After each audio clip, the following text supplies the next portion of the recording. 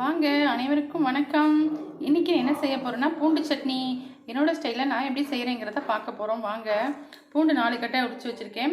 வெங்காயம் பாருங்கள், ஒரு 20 சின்ன வெங்காயம். புளி பெரிய நெல்லிக்காய் அளவுக்கு.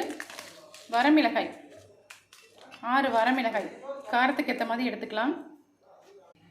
கடாயை வச்சுட்டு எண்ணெய் சேர்த்துக்கலாம். இது கூடயே கருவேப்பிலை சேர்த்துக்கலாம். பூண்டு சட்னி ரொம்ப நல்லது. அதை தான் நான் என்னோடய ஸ்டைலில் செய்ய போகிறேன். தோசை, சப்பாத்தி, இட்லி இது கூட சாப்பிட ரொம்ப நல்லாயிருக்கும்.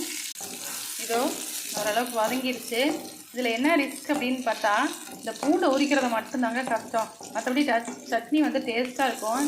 நகைக்கண்ணே போயிடுச்சு நான் உரிச்சு எடுக்கிறதுக்குள்ளே. அது மட்டும்தான் கஷ்டம். மற்றபடி ரொம்ப நல்லா டேஸ்ட்டாக இருக்கும். அவ்வளோதாங்க, இது வதங்கிடுச்சு. நம்ம ஆற வச்சு அரைச்சிக்கலாம். உப்பு சேர்த்து சட்னி அரைச்சாச்சு. நம்ம அதுக்கு ஒரு தாளிப்பு ரெடி பண்ணலாம். அதே கடாயாக அடுப்பில் வச்சுட்டு இதுக்கு நல்லெண்ணெய் சேர்த்துக்கலாம். எண்ணெய் காஞ்சதும் கடுகு சேர்த்துக்கலாம். கடுகு பொரிஞ்சிருச்சு. கருவேப்பிலை சேர்த்துக்கலாம். சட்னி அதிலேயே சேர்த்துக்கலாம். சட்னி ரெடி ஆகிடுச்சு. நல்லா வதக்கி ஸ்டவ்வை ஆஃப் பண்ணியாச்சுங்க. அவ்வளோதான், சட்னி டேஸ்டியான பூண்டு சட்னி ரெடி.